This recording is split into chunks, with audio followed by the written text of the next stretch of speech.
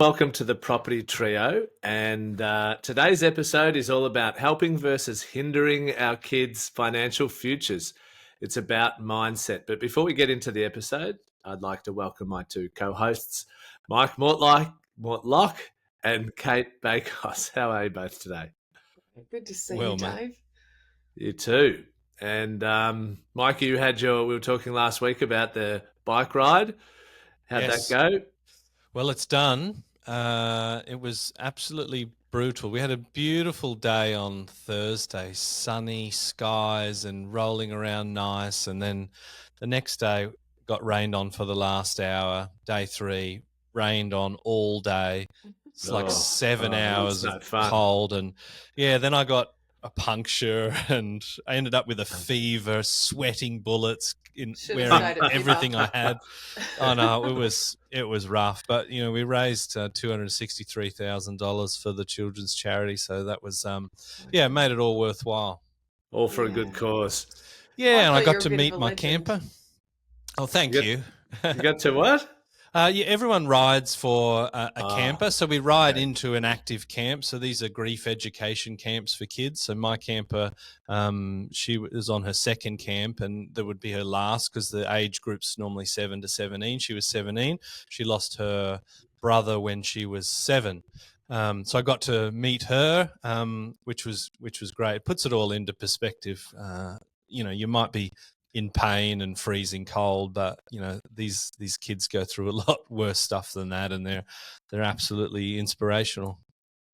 Well, good effort, well done. Cheers. Kudos to you. We'll see you on the ride next year, eh, Dave? Yeah, maybe we'll see how we go. That'll be good. Bringing back memories of me doing a rail trail across the South Island of New Zealand, and the last day was just freezing cold. Yeah. That's good. You got form. That's all we need. Yeah, they are great fun. All right, so let's jump into today's episode. And we'll just start by, look, at the moment, first home buyer participation is quite healthy. So I've just got a chart in front of me, which we'll share in our show notes. But it's currently at about 29% of all purchases.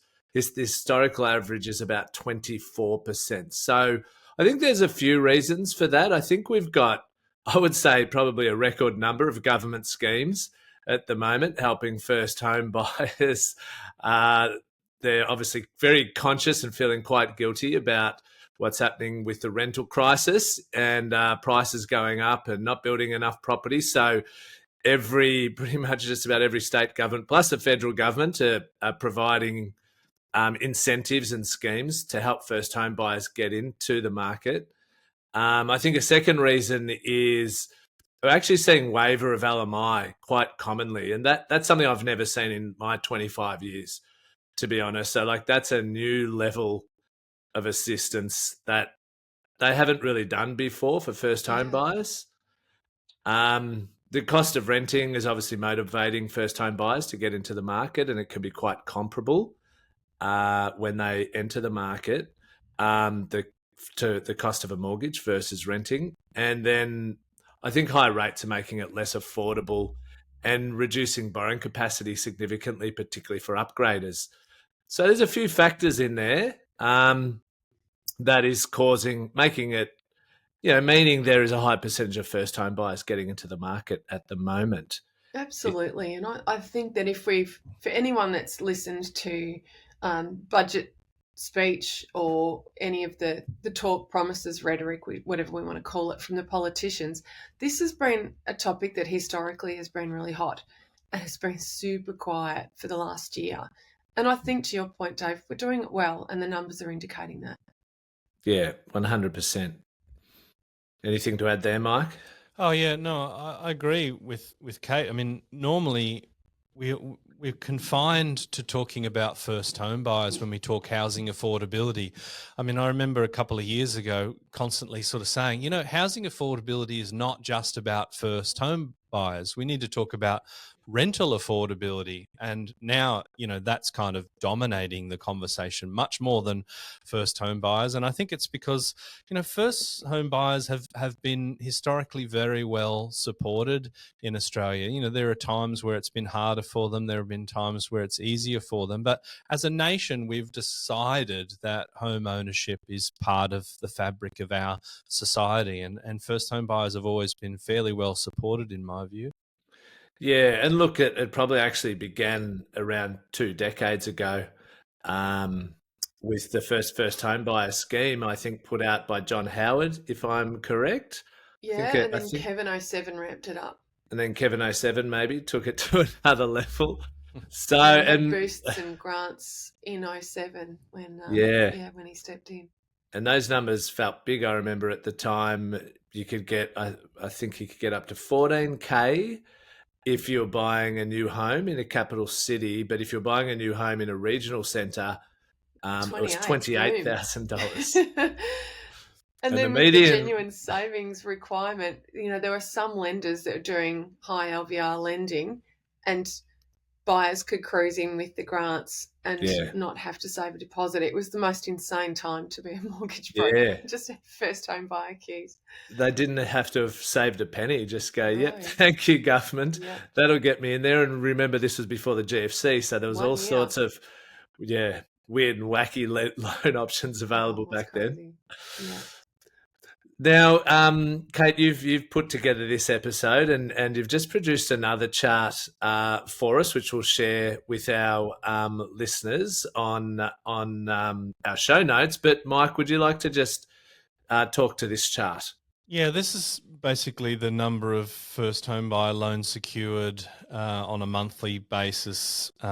Looking at an index point of February each year, and there's two very, very distinct spikes. And I think the first spike might have actually been when I became a first home owner, and that was the good old days. I think it was 105% loan. I just snuck in. Did you get 105% loan? I'm pretty sure, yeah. Well done. Good on you. Yeah. If that doesn't scream risk appetite, nothing does. Yeah, I was There's a 5 on the risk profile. I was ready to dance. I was rolling the dice. I got to get into this. And, my first home was shocking. I remember that week I rode off an uninsured car and bought a house. It was a very expensive one. You? And then I went on holidays to Thailand and living the dream. Yeah. My flatmate moved in and I got messages from him saying, like, did you know there was a giant rat nest in the backyard as he started clearing it? And anyway, he did a great job of sorting that out. But yeah, I mean, that was a huge boost in the first home buyer grant. Of course, we saw very low interest rates. It was the wild west of lending practices.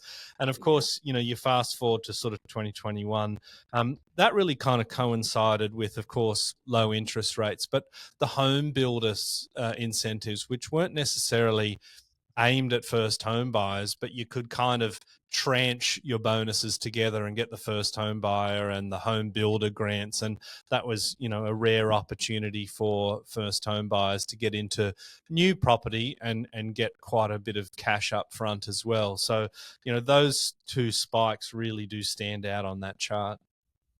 Yeah, they do indeed. I thought I'd better pepper in some charts and theory, because this theme is about helping our kids get onto the property ladder. And it's not necessarily first home buyers. Some of them are just first time buyers, because there will be some kids like mine that buy an investment before they buy a home. But this episode is going to be, quite a conversational between the three of us, because we've experienced helping many different people get into property ownership at different age levels. And we've also got kids at different age levels. I mean, Mike, yours are little. Dave's, yours are in primary school, and I've got a year 12 and a stepson who's approaching 30 this year. So we've got a really nice cross-section of kids' ages to chat about and share what's worked and what hasn't as well. Yeah, I always like those books, like 30 before 30. And I'm thinking, my kids are so young. Let's get weird with it. 4 before 4, 10 before 10. Like this is all up for grabs. I've gone off script a little bit, and I always get in trouble for that, but I want to even go further. I did a little bit of research on this, and I've got another graph which I'll give to you, Kate, which is the dwelling price to income ratio, and it's the OECD's measure. Basically, I wanted to kind of define, well, like what is the actual problem? What are we talking about here? And I've had arguments with, septuagenarians about, it's harder to buy now than it was back in their day, and they've argued with me, but the data is there. The OECD's price to income ratio index shows a 78% increase between 1980 and 2015. And the recent figures from Q4 2022 show that average property costs about 120.7% of the average annual income. So what that essentially means is if you take your salary and you spend nothing of it, you're actually going to put all of that plus an extra 20% on the actual mortgage cost to hold that property if you're buying it. And that's a pretty big number. Internationally, it's quite significant as well. And I think that kind of, for me, frames the issue, is that for young people wanting to get into the housing market, it is more difficult than it has been in the past, but it's not insurmountable either. I think this is one of those branches where you can choose to go, oh, look, this is just too hard. Like, look at the metrics. It's so much harder than it used to be. But for people that are disciplined and creative and looking into different strategies, there's still a way to get into property, and there's still a lot of government support. Yeah, totally agree, Mike. Yeah. Look, I think we could do a whole episode on why is it harder to get in today and why was it harder to get in 30 or 40 years ago, and unpack all the different bits and pieces. We might have to get Pete back on for that one, because he was always certainly firmly in the camp that it was harder to get into the property market when he was younger. Impartial when you're looking for loans, and I think that's the critical difference. It's impartial now. You've got some assessor ticking boxes, and it's probably half of it's done by AI, and it's a very digitally online kind of process that doesn't take into account anything about the person's personality. Obviously, your credit character plays a role, but back in Pete's day, you'd dress up and put on a tie and go and meet the bank manager. Mm-hmm. Yeah, I think also LVRs weren't as flexible. No. It was very hard to get above 80% back in those days. And also, there certainly weren't all the schemes around to help out as well. So there's different factors at play, aren't there? Kate, in terms of these times when we had these big spikes in the number of first home buyers, which were huge, people can't see these charts, but they were massive, and it really shows what government incentives can do to a marketplace and how they absolutely can change what's going on.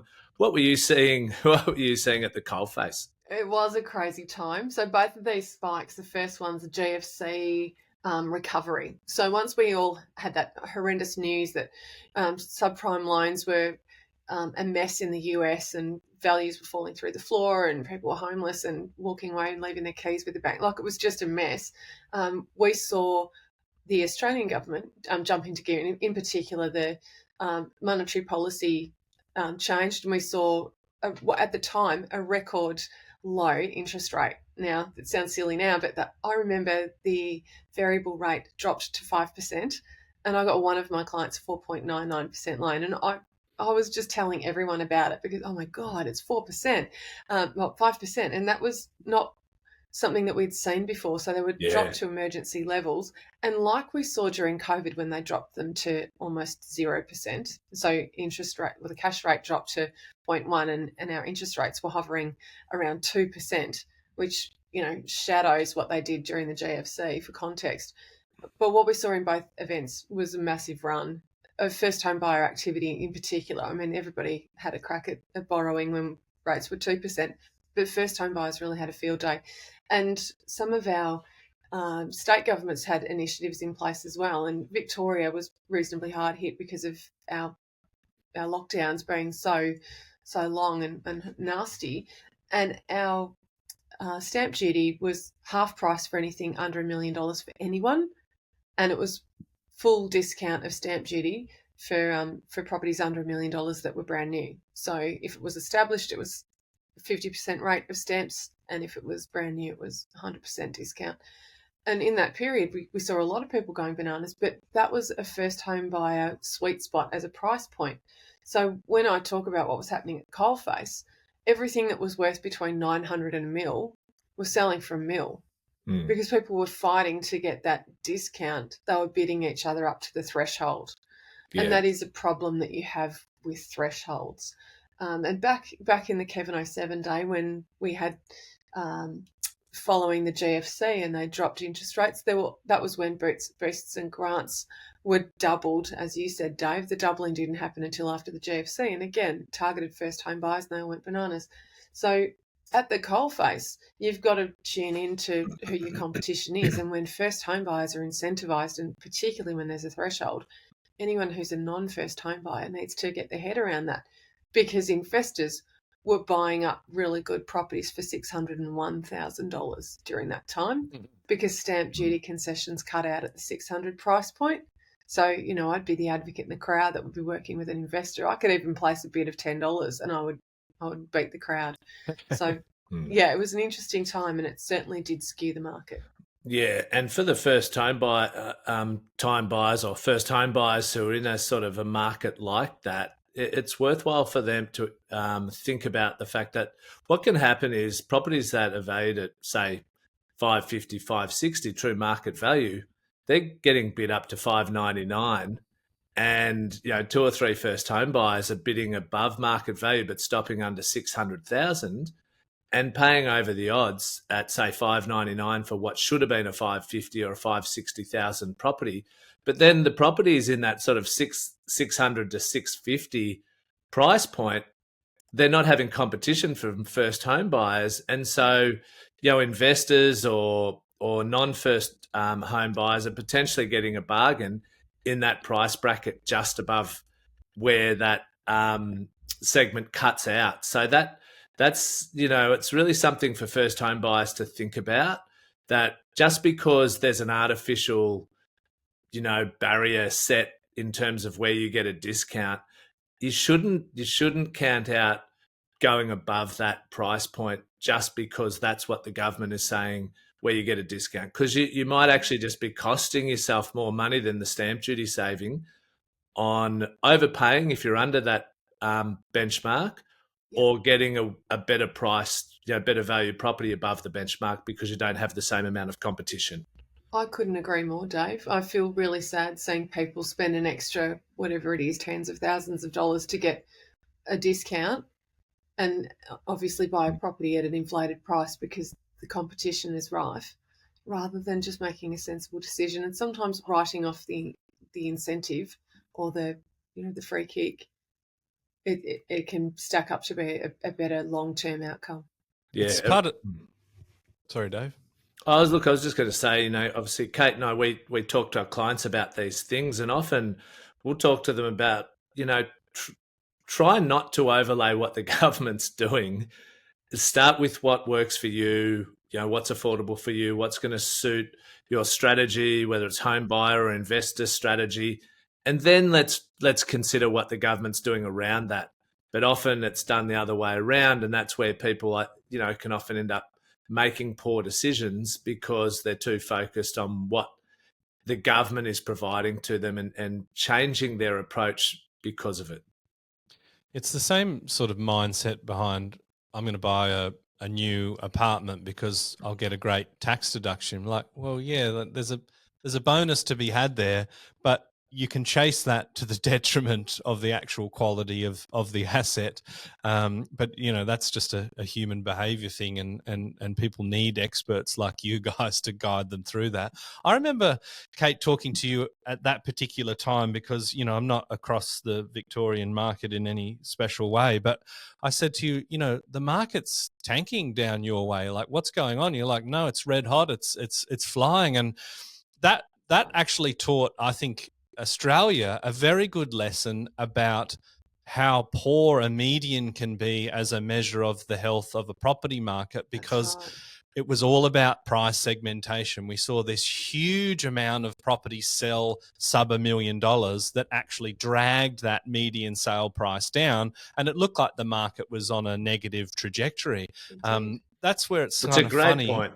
Yeah, It's a really good point. It's actually worth unpacking that in a little bit more detail for our listeners to comprehend what that means. So if you've got a larger percentage of, say, first-time buyers who are buying lower value properties, the median can come down, and it's just because you've gone from 25% of property buyers being first-home buyers to, say, 35%, and they're just buying lots more lower price values property. It's just it's a very similar thinking process to an enormous tower of quality. I mean, I'm using the word quality. I would never buy a brand new one-bedroom apartment. But let's say an enormous tower with popular small apartments releases them all in one go. Well, the median price for that suburb will plummet. Yeah. And you might find that the developer and the builder are making a massive profit margin on those sales and getting outstanding results based on, a really high-quality building that's got a lot of following. But the data will reflect that particular location is tanking, and that is the weakness associated with median prices. And we don't go as far as having a look at what the median sale price is for a particular genre of properties. We might split it into houses and units, but we're not going further and looking at apartments in a particular location. We're also not looking at historical sales prices and how much capital growth that particular segment is experiencing. Yeah, I mean, you could look at the median price for first home buyer segment, median price for upgrader segment, median price for investor segment. And that actually potentially is more interesting and accurate data, but no one's ever done that. No. And also we've talked about before the flip side of what you just discussed, Kate. Often you can see in regional towns where there's been a high quality, medium density new apartment build that's just sold, and those properties are selling above the median price, and it's such a small market, there's such a big percentage of the number of sales, all of a sudden you see a spike in the median value growth for that regional town, and it's just because a new development has just been sold and settled, and then the numbers have come through, into the data of CoreLogic or Domain or whoever. So it's something to really watch out for. Medians are dangerous, aren't they? And it's something that you see all the time in the old property magazines. Now, fair enough, most of them are online now. But when you see this location grew the most in the last 12 months, and you're like, I've never even heard of that place. And you have a look at it, and there's been 6 sales, and 4 of them are waterfronts, which are about 3 times more expensive than the ones 1 street back. And then you go, oh, okay, well, it's a segmentation story. But, it gets chucked in these magazines and people look at that and they can really be led up the garden path in terms of, okay, well, the magazine's saying that this is a high performing area, I've got to get involved. But, you can really mess yourself up with following medians. You can, 100%. And they still do it. I mean, I think the Financial Review yesterday and CoreLogic will trot it out. Here's some data and here's the top 10 suburbs that have gone the best or gone the worst in each state and city.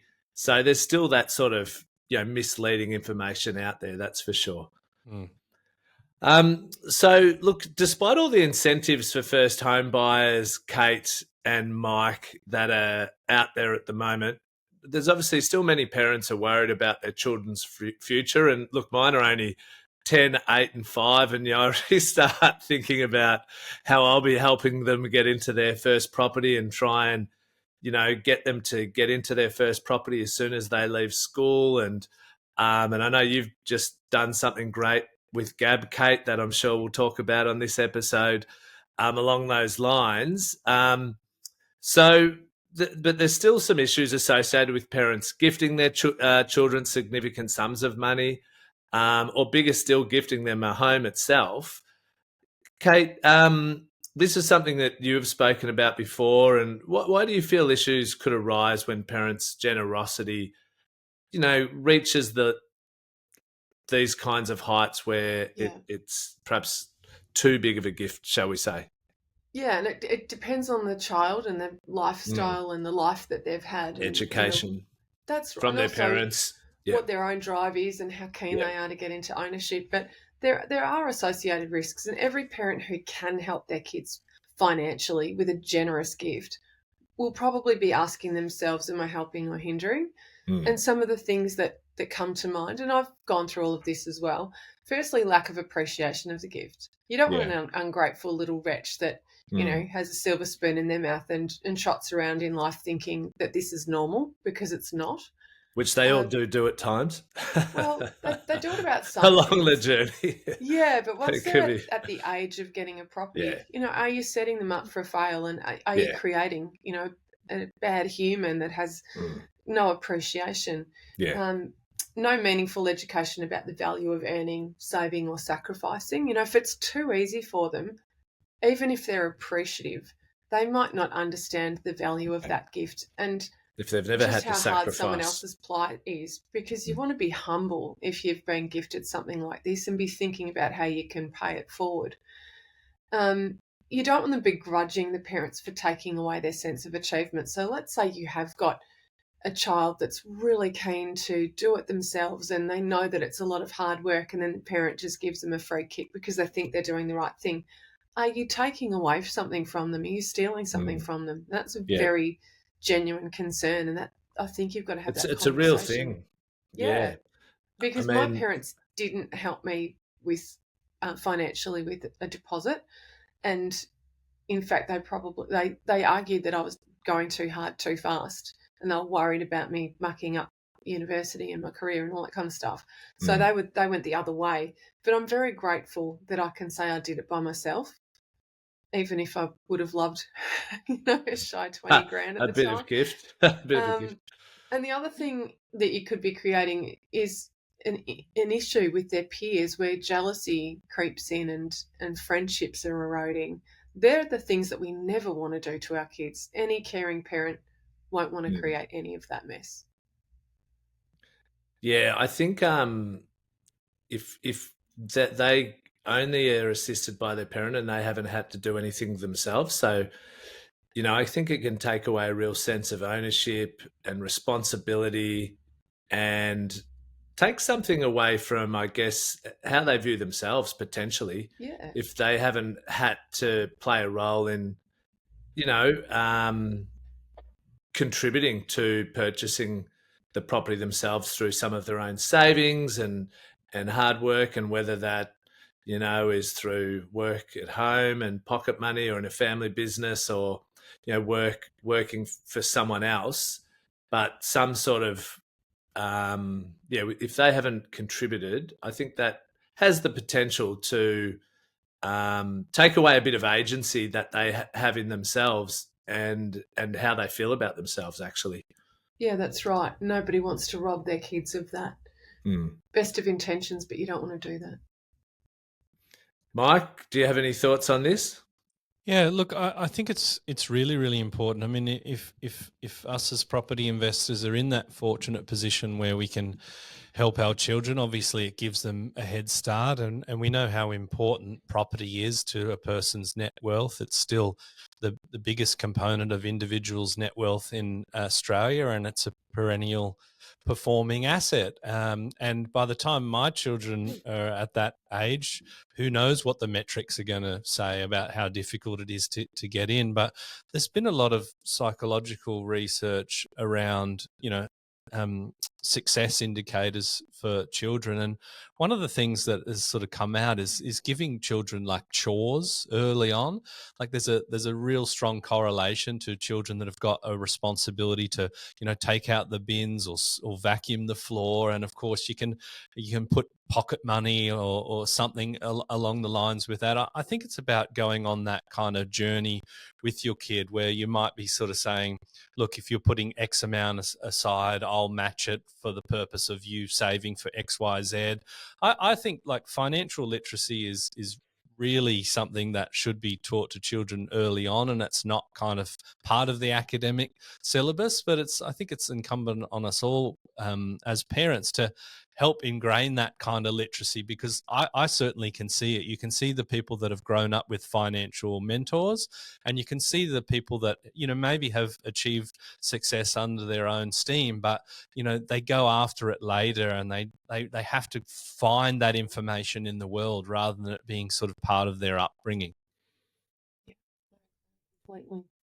Yeah, I think they're really great insights, Mike. Kate, you're tackling a year 12 who is approaching turning 18. And as I just touched on before, your daughter was a case study for a journalist in a recent article. Tell us about her saving regime and what you and Ian decided on to help her save. Yeah, Gab didn't really talk much about property. She's grown up in property talk, and she's 17 and a half, so I've got to give her a bit of a break because it's now a common topic at home for her, but it only really started about 2 years ago. So during COVID, it was a tough time for a lot of people. We lost Ian's mum. She was quite elderly, but navigating all of that in lockdown was pretty awful. And she left a small amount of money that she had and divided it up between the grandkids. So Orma left Gab $5,000, and we talked to Gab about that. We didn't want her going out buying clothes or wasting it, and we talked about putting it into an ETF. So a managed share fund where you don't have to actively trade, but we helped her understand what the particular ETF was all about. We bought Vanguard shares for her, and she was pretty accepting of all of that, had a look at the dashboard every now and then. And one day, about a year later, she was wondering why her ETF's balance was $6,100 and not $5,000. And that was a really nice thing for her to see, because she suddenly understood the value of capital growth and compounding interest. And we've since encouraged her to give us a little bit of her income when she has really big pay packets from her Boost Juice job. During regular school weeks, she just gets a little bit because she does one shift a week. But over the holidays, she's making a lot of money. She's making up to $1,000 a week. Now, she told us, if I can retain $200 a week, I'll give you the rest. Well, you can imagine what her ETF balance looks like now. And the deal that I had, once she started talking about property, she asked how quickly she could get into home ownership and what sort of LVR she needed. At the moment, if she wanted to turn 18 and live in a property, she could potentially qualify for the deposit guarantee. So she could go in on a 5% deposit. The government would underwrite the risk so she doesn't have to pay lender's mortgage insurance. And then we started looking at the types of properties that she might be interested to buy. And there were 2-bedroom boutique apartments around the inner west, which is where we live. But she's not even yet 18, so she can't legally sign a contract. And she doesn't particularly want to move out of home if she can stay living at home. She wants to go to university. She did toy with the idea of house sharing with her mates, but at least in first year uni, she wants to live at home. So then she said to me, well, I'll just put a tenant in it. But unfortunately, the 5% deposit saver deal isn't something that you're eligible for if it's an investment property. So we said to her, well, we will put in 5% if you put in 5%, because I'm fortunate enough to qualify for a 90% no LMI deal if I want to borrow. So we could help her do that. And then I said to her, we'll cover you dollar for dollar with your deposit, and I'll pay for your stamp duty. So for her to achieve a savings balance of $22,500, that will get her into a $450,000 2-bedroom apartment, which is what she's got her eye on. And she will essentially be there at the end of the school holidays after year 12 because she's already saved $16,500. So she can look forward to buying her first property at age 18. I think that's a pretty amazing outcome. Yeah, that's incredible. When I first saw that story, I must admit, my mind went straight to the trolls. I kind of thought, oh no, I really hope that this doesn't kind of, you know the sorts of people that don't want to hear those sorts of stories, that people were disciplined and they worked hard. Did you get any backlash from that? No, we didn't. I was very careful though. I chatted to the journo about the fact that Gab would qualify for a 5% deposit. under the deposit saver scheme and she could move in. And Yep. we just left it at that. If I started talking about an 18-year-old being landlord, it could have really catapulted the story. And it was all about first home buyer activity and how much harder it is and how many decades you have to work for to save a 20% deposit. And I was asked to comment on that story, and that was when I said it's actually bollocks. No one saves a 20% deposit for the first property, and we've got government schemes that are encouraging people to be able to get in with less than 20%. So I want to disagree with your story. And the journo said to me, well, you can disagree, but I need a case study. And I said, I've got a live breathing one walking around at home right now. So that was how Gab got the interview.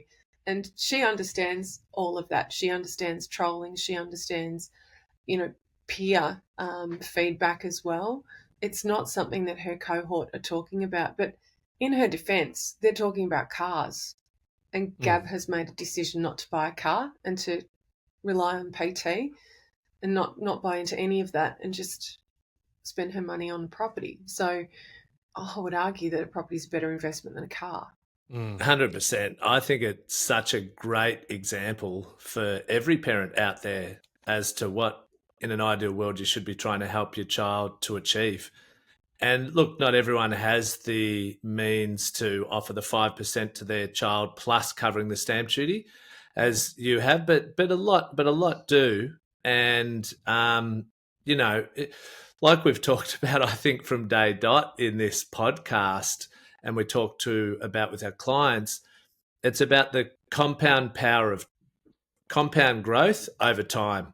And so what you're doing there is you're setting up Gabby for success, and we can all set our children up for success if they're open-minded enough, and willing, and they've saved some of their own money, and if to get them in at age 18, so then their runway is longer than nearly everybody else's, and they're on that pathway to owning property, building up equity, which we know is perhaps the hardest thing to do, is to get in there to begin with and get that first property. And generally speaking, once you do that, there's a new sense of responsibility that you have. You're responsible for a mortgage, aren't you? So that teaches people all sorts of new things and teaches them to take a higher level of responsibility. I always joke about the big ones are a mortgage and kids, that take your sense of responsibility to a whole nother level, and there's a heap of personal growth that comes with that.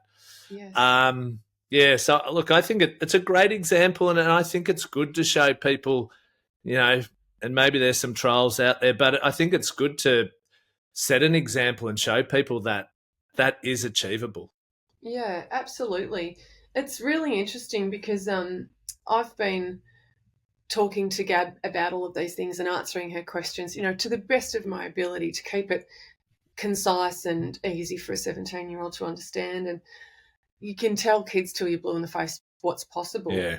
But they don't always believe it unless it comes from someone else who they think is credible. And she came out and asked me one day when I was working away at the breakfast bar, and she held up the phone and showed me Instagram and said, Mama, is this real? And I'm going to give him a shout out. There's a guy called Harley Giddings who is quite young, and his tagline is property with Harley. And he's 24 and he's got multiple properties and talks really well to, I guess his cohort, and my child's in that cohort. She should be a younger one.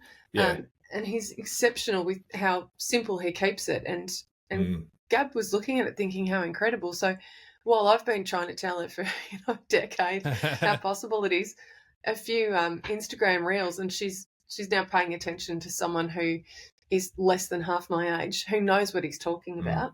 And I think that there's an opportunity there for parents to help their kids see others that are doing it in this digital world that we're in, where social media is sending so many messages. If you can have a look at the good ones and put a nice big circle around them and point your kids in the right direction, there are some really great messages out there. Isn't that funny that she's got you know, in the top 1% of property brains in Australia. You know, you've been the president of associations, you've won buyers agents of the year. You know, you've written multiple books, but she's, you know, searching for property information on Instagram because you're mum, Mike? right? Because I'm mum. Yeah. Yeah, you're mum. You're not cool. You don't know anything. 1,000%. One of the other great aspects of getting in early, which, you know, I'm sure we all realise as we're older, is you have the least amount of overheads when you're younger, don't you? And you have that opportunity for most people, like Gabby's looking to do, is stay living at home. Yeah. She did say to Ian, "Oh, Dada, that means I've got a mortgage. Is that okay?" And start using that emotional blackmail. Yeah. Well, it was interesting because part of helping her redefine her focus was finding properties that would be close to cash flow neutral for her, because she will have to chip in a differential, which means she is bound to working. Yeah. And I don't want to just be a soft touch that underwrites. Crust. Yeah, but obviously over the exam periods and that kind of thing, she needs to provision because she won't want to take boost juice jobs while she's studying for exams. But those, a mortgage to pay. We can really set ourselves up, you know, in those years, can't we? Whilst our overheads are less, potentially you're living at home for a while, and definitely prior to kids. So there's such opportunity, really, if you can just get into that, have the discipline and get into that first property between 18 and 30. And look, you know, I think, you know, on that sort of, is it harder today or was it harder back in the day? One of the things that was much harder back in the day is there wasn't as many double income families. It's definitely harder for single people in today's day and age because of that property growth relative to income. So, you know, if it is hard if you're on your own, but if you can get in there early, there's opportunity to really set yourself up. So, yeah. And you look at the numbers that you shared, you know, during the holiday periods, $1,000 a week. She's like, if I can just keep 200, I'm happy. Like, wow, what a savings ratio. But the world wants to take that $800 a week from her. The world wants her to get a car loan and a nice car so she can drive her mates around and feel cool. They want her to have the latest iPhone and iPad and all this kind of stuff. $200 doesn't go very far at Mecca. You walk into Mecca Cosmetics and you could have a little handbag full of goodies and you definitely rack up more than $200. So nice to know I've saved a fortune on makeup over my career. You've got a little girl, you just stay tuned. And that is, you know, talking about mindset, I think one of the keys to success with wealth creation is a mindset of saving. Yeah. And so, look, that's certainly one of the things I try and work on with my 3 kids right from a young age, is having a mindset of saving, and that, you know, you don't actually need to spend much money. It is, you know, it does become a bit of, you know, as you get older, there are keeping up with the Joneses, you know, type things. You can be in a lifestyle, or often where you live as well can impact, you know, the restaurants you go to and the schools you send your kids to and all these sorts of things. So, but having a savings mentality certainly is a big part of wealth creation in the long run. Yeah. We had to have a conversation with Gab, you know, that not to tell her what to do, but to help her work out what was going to work for her. Because the first thought when she was talking about how much she wanted to retain from her boost juice income, was she said, well, what about when I want to buy cool clothes? You know, $200 doesn't go very far. And kids at 17 with a bit of peer pressure and excitement could easily buy clothing each week. And we chatted about recycle boutiques and op shopping and that kind of thing, which isn't for everyone, but a lot of these kids make an art form out of it, Gabby included. And that's changed things for her dramatically because she's got some really cool pieces and she, you know, gets to go out and shop for them with her friends or gets online. She's all over these sites that I've never heard of. And, you know, there's a mindset that has to shift if you're being used to being a spender and you want to be a saver. Yeah, and I imagine there'd be stronger peer group pressure amongst girls in terms of the clothing and how often you purchase new clothes and all that stuff. Well, I think she's obviously got her head screwed on fairly well. I wish my head was screwed on that well at that age. And I think you and Ian need to be commended for the guidance that you've given her as well. I mean, it just goes to show that, it is possible. And as Dave said, like, maybe not everyone has the means to match their deposit, but I think if you can ingrain these habits, the trajectory of the kids is going to be completely stark, right? If you set them on the right path. 100%. Yeah. Most definitely. Is there anything in terms of going slightly off script here, but with you growing up, Mike, or you, Kate, that your parents did with you when you were to help you sort of create good habits? Or, you said there's a correlation between doing chores and potentially being more successful financially when you grow up as an adult, Mike. Yeah, is there anything you can sort of look at with your own childhood that you're going to try and pass on to your kids, or you have, Kate, already? Yeah, my dad matched me dollar for dollar for things that were really important. And I started working quite young. There was work cover. What is that? Government requirements that didn't really compute down at Sorrento Aquarium in the day. And I was working in a cafe, from pretty early age. I got an apron tossed at me when I was 13. And I was down there every Saturday and Sunday. I loved it. Had mates at work. It was fantastic. So the things that were really important to me, I wanted a great boom box when I was 14. I had to save for it, dollar for dollar.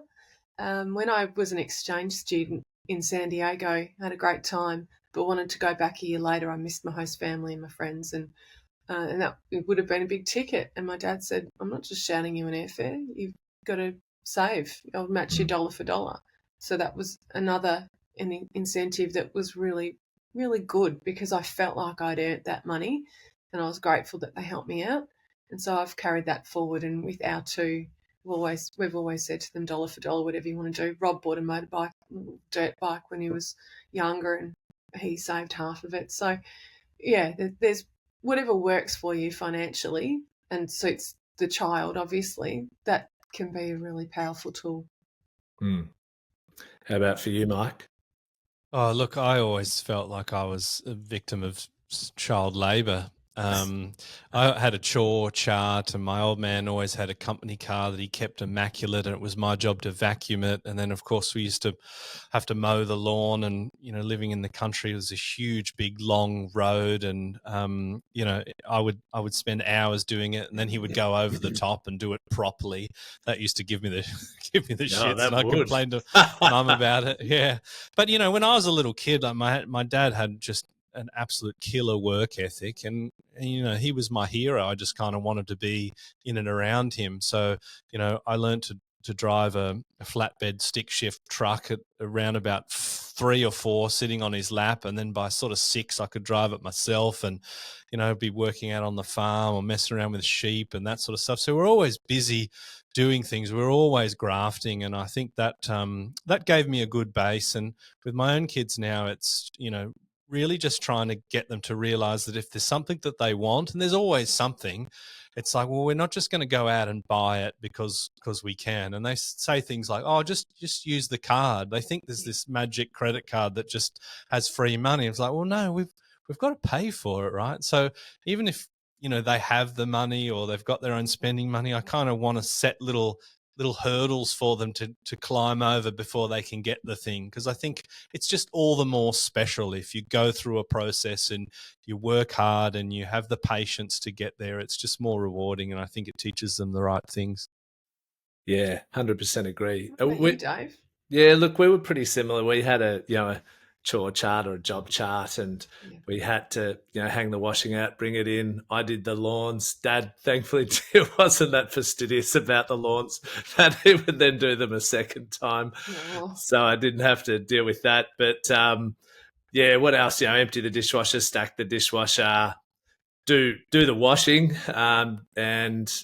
so mum and dad, actually, in hindsight, and it took actually a mate of mine telling me the reason I was good with money was because of the system my parents set up for me. And I hadn't fully appreciated it, I think. But for me and my sister, that we got a certain amount each month, and it was big, more than most kids got in terms of pocket money. About 20% of it had to go into the bank, and we couldn't touch it until we finished year 12 and went to university. So that was a great, teaching of just you're putting money aside all the time. But then we also had to buy everything ourselves. So we had to buy our own clothes, had to buy your own sporting gear. So you're actually thinking a bit like a adult about in terms of rationalizing what you spent your money on, because otherwise, if you wanted to have some nice clothes or, a new cricket bat, you had to buy it all yourself. Your cricket pads, for some reason it's cricket gear because it was probably the most expensive thing that so I think, I started playing senior cricket when I was 13, so I managed to get hand-me-down bats from some of the senior players, which meant I didn't have to buy myself a new bat. But I think that was really helpful. I remember on our grade 6 train tour around Victoria, and we went with other kids' schools, and I just bought myself some new clothes, from Target or Venture or whatever. And I was hiring my clothes out to other kids at the disco each night to get a bit of extra cash in the door. Because I think we had about $10 or $15 to spend on the whole week on lollies or whatever when you went to, different places. So I think that certainly helped me. And we're trying to do a similar thing with my kids. Yeah, it's brilliant. What an episode. Thing is, my kids don't want to spend money on anything, so I think that's probably a good thing. But oh, they will. Don't worry. Just wait. All right. Well, probably approaching towards the end of today's episode, but what are some more non-financial ways that parents can help, Kate? Well, I've got a little list here. They can offer subsidised or free housing while the kids save. And while that does cost you, it's not a lump sum of money or a guarantor expression. You can help them with their searching, inspecting, negotiating and bidding if you're feeling up to it. And you can do the exploration part with the searching and inspecting if you're getting along and you're understanding what's important to them. And the reason I say that is sometimes the best of intentions can muddy the waters and make it harder for the buyer. So make sure you understand what their criteria is. You can help with a clean-up or a reno, and that's something that Gab's really looking forward to. She wants to drag in her dad and have him do the painting, which he's good at and hates. You can assist them with education. Yeah, Bakos Blue, why not? You can help them with educating themselves, whether it's research, due diligence, free portals, all that kind of stuff. You can get them into podcasts and buy them some books. And you can just be supportive when they need your ear. Helping them just work out their must-haves and their nice-to-haves is a nice place to start because you've got that worldly view and you've lived in property before, so you can help them work out what's sensible and what isn't sensible. There's so much information out there. Even if you just read the blogs that the three of us write, you'd be richer for content than if you did nothing. And there are so many great industry leaders out there that put out some great information, and there's a lot of free portals as well. So I think listen to every episode of this podcast. Absolutely. We can roll into our gold nuggets. Now it's time for us to go mining for our gold nugget property tip of the day. My gold nugget when you're wanting to get involved and help your kids is to make sure that you let it be their journey. So work out the amount of help that you think they need and want, and make sure you don't steal their thunder. Great one, Kate. Yeah, it's got to be their choice, doesn't it? Only because I've been accused of it. Yeah, I'm sure that'll happen to me too. Yeah. Mike?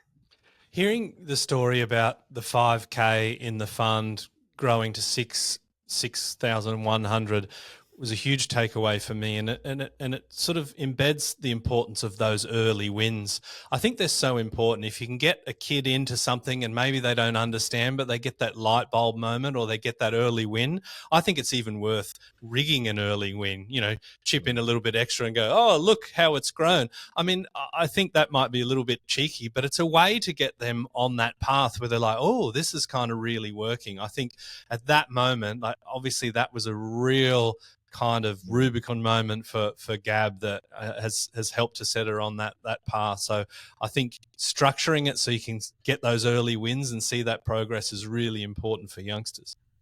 Yeah, couldn't agree more. I've had in my mind to set the kids up on their own share market investing and get them. I've read about this and read great stories about it. Get them choosing the companies and thinking about what does the company do and why do they think that company is going to make them money.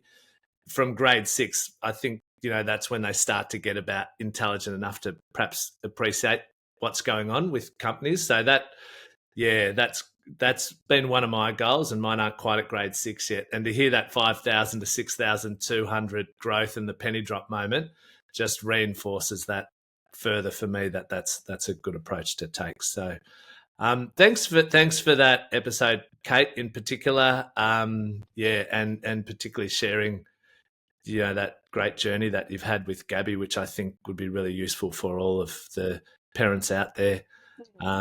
Next year we'll share some good little updates as she starts to unfold things and do it for real.